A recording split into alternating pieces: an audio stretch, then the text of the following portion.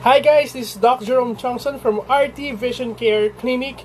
I am a licensed optometrist. This condition is called pterygium.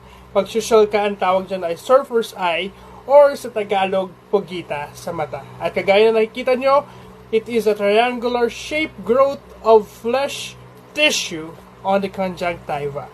And usually start small, ang tawag sa kanya ay pinguecula, at habang lumalaki siya, para siya nagiging pugita sa ating mata.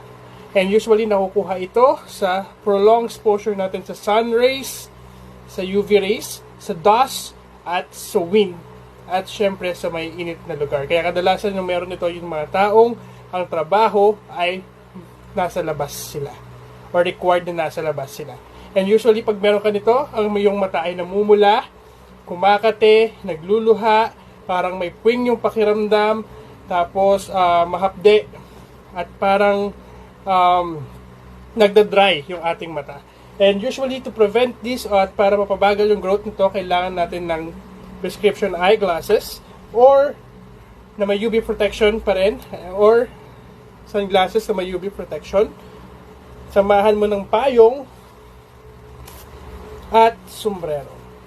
At pag ito nakalala yung condition, kailangan niya ng operation ng ophthalmologist. At pag nagda-dry, kailangan din ng artificial tears.